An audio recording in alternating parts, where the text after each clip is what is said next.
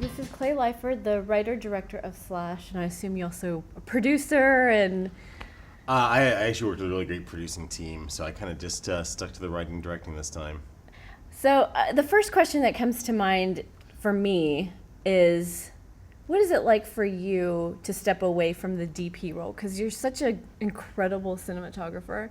Thank you. How is it to let go of the control of that aspect of the filmmaking and just concentrate on, okay, I'm writing this, directing this, but I'm gonna leave that up to somebody, or in the hands of somebody else? It's exceedingly easy. It's exceedingly easy. It could not have been easier. And I mean, that was by design. At the point where my last two features I did not film. Actually, my last three features I wasn't the director of photography on. But I slowly weaned off. Like 3 ago, I was one of the camera operators. But then the last one I didn't touch the camera at all. And then this one I didn't touch the camera at all. And it's super freeing because honestly, it just allows me to just concentrate on what I should be concentrating on, which is performances and just what's in the frame, right? Yeah. And just also, I hire up.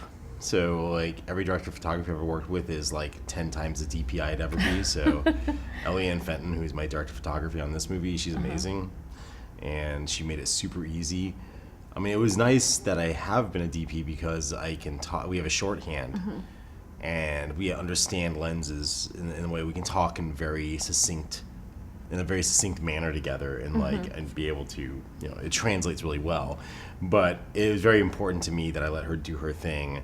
That like I would tell her what I want, but it was very important to me that like I wouldn't tell her how to accomplish it because one, she'd have a better solution than I have, and two, it's like I'm not a micromanager. But no, it's incredibly freeing. And well, tell me about the writing process, because there's so many like little details about the film, and then it could easily be made into cliche, or and then you have the factor, a teenage boy and erotica. So it all could have, in the hands of anyone else, it could have just been kind of a disaster. So tell me about. I assume that the writing process was probably long and thoughtful. So tell me about that. Well, yeah, because I guess it's long in the sense that I had a lot of iterations of the movie to be able to work it out, because it basically started its life as one intended short, which was actually a commissioned piece for another film festival. And I just had the idea of it would be funny if these young kids, like a brother and sister, ended up on a Harry Potter porno site trying to find Harry Potter stuff. But that was like the kernel of the idea, because I knew what slash fiction. I grew up as a con kid, so I've been around this stuff my entire life. But then it kind of grew into a more character-based short, which we toured around with in like 2013, 2014. And after that toured for a while, because I wasn't intending that necessarily to be a feature. Like, I don't make typically shorts knowing they'll be features. I just like to use shorts to test out ideas to see if they, if they aren't completely ridiculous. And but after watching it with audiences and seeing them respond to the stuff that I was afraid, because I really didn't know how people would respond, because like a lot of the movie is just like computer screens, and I can't think of anything less cinematic than looking at a computer screen. Yeah. But those are the parts that work the best in the short, and like people would always react super positively to that. So that gave me the courage to make the feature, which is loosely kind of built on the same skeleton as a short, but and it really came out really fast. Like the first draft of that came out really fast. But I think this is mostly with I'd been living with it at that point. I'd essentially been living with the story in some form or another for almost 2 years. So there's a lot of work happening back here in preparation for that. And that's just typically how I write anyway. It's like I do a lot of like internalization, and then eventually it all just kind of like comes out. And then, but yeah, we did like so many drafts.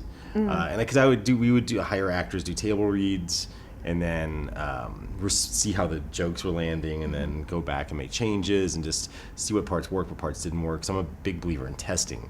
So the first draft came out probably within only like a month, but the whole process to get to the draft that's closest to what you see on screen is probably like, half a year. So are you making changes also as you're shooting, or tweaking and? Yeah, it's a living document. It's I hire like across the board. I tend to hire up. I try to hire up, and by doing that, I'm like, they're bringing things to the table that I'm responding to. So I'm just hopefully being a good team captain and taking cues from them. And if they have something that's better than what I have, I'm happy for it.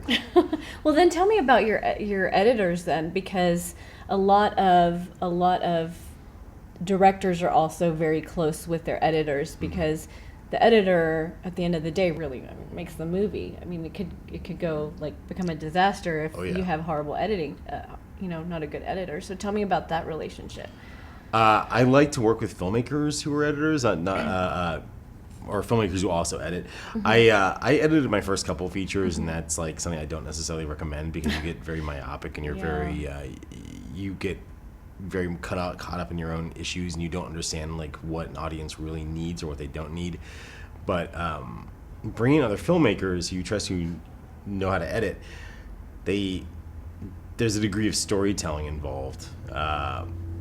And especially with other comedy filmmakers too, who I brought in, like both Brian Poiser and David Fabello, who worked on this, brought a lot of great sensibilities to it. And so they kind of came in and just showed me things I wouldn't have naturally have done on my own. And then, it's good to have that outside influence, because again, you can get tunnel vision when you're just living with this day in and day out, and you don't have any outside perspective. Yeah. So sometimes it's, especially when you're trying to like cut stuff, like sometimes it's hard to cut things that you really get attached to. But if somebody comes from the outside, they're like have no qualms, they have no history of that stuff, so it's a lot easier for them to make those quote unquote tough they make those tough decisions easy decisions. And so let's go with the story. What is happening in this story? Oh, like plot wise? Yeah. So Slash is about Neil, who's a 15-year-old high school kid who's kind of trying to figure out where he falls on the sexual spectrum, and he's having a little difficulty, and he kind of turns to the world of erotic internet fan fiction to figure his stuff out. And why did you particularly pick that age, 15? What is crucial about that? It's a formative, it's formative time, and it's a time when you might very likely not know how you feel about certain things. It's a confusing time. I mean, it's like right at the cusp where it's like you're right in the trench. It's like you're young enough to still not things figured out, but old enough to kind of be in just feeling enough of an adult, So, tell me about the actors. Did you already have them in mind, or how difficult was it to find someone to play, the 15-year-old that has that kind of maturity to play that part? It was hard. I mean, I didn't know anyone of the proper. It's tricky because when you're working movies, you have to cast a little older to play younger, so you can actually work long enough hours to complete the film on time. So we were looking for our two leads who were playing 15 and 16. We're looking for 18 that could play 15 and 16, and believably. So that's the physicality there is hard enough to begin with. Plus, also the very specific physicality of somebody who looks kind of like classically, I don't know, that could you would imagine could be set upon by his peers. And that's like, I mean, in the past I've made movies for my friends, I've cast my friends, I wrote roles for them. This is the first movie I've done in a long time where the majority of the roles were not written for people I knew. So we brought in an amazing casting director, a guy named J.C. Cantu, and out of Hollywood, and he basically was responsible for casting like 5 roles, including those two leads, and we found them through his network. He kind of has like a pre-vetted network of people, and they came in and they were just like both blew me away on tape. And then when I met them, I just knew. I mean, it was pretty automatic. And how much access did you have to that, to the comic book world, and to that? Well, we partnered with a couple of companies that were helping us out throughout the process of like shooting our Comic-Con footage, because like a lot of the movie takes place at a Comic-Con. It's our own kind of made up Comic-Con, but it's kind of an amalgam of several existing ones.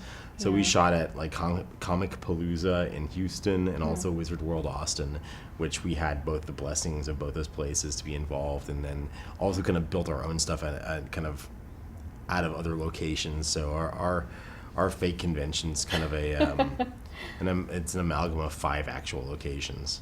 How much fun is it for you to make a film that you want to make as opposed to trying because you've been doing this for a while, Yeah. So, for you as a filmmaker, that must be so exciting to do what you want to do instead of going into this whole Hollywood, like trying to make it there.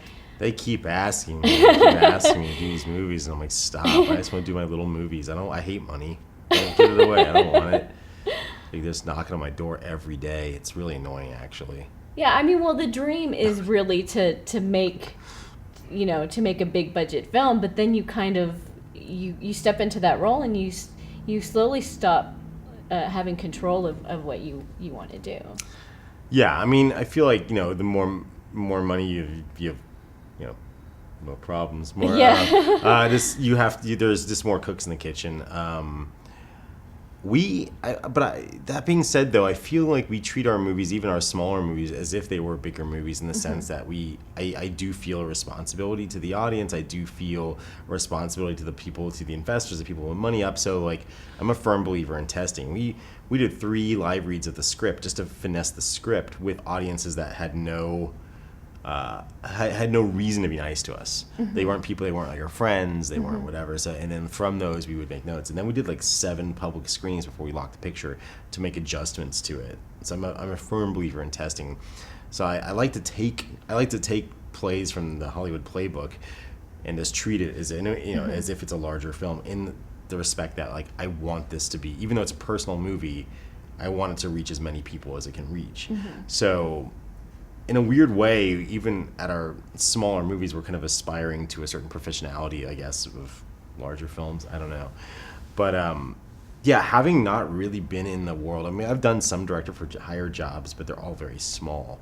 I can't really, sure. There are definitely luxuries to be involved, but I think you just have to know what you're getting into when you're doing a larger movie. Like, I would imagine, as someone who's not been offered that, that you would have to just kind of, like, I imagine that if that was in his position, I would just have to kind of let go and, just know that I'm a cog a cog in the wheel. But okay, so what's next for you?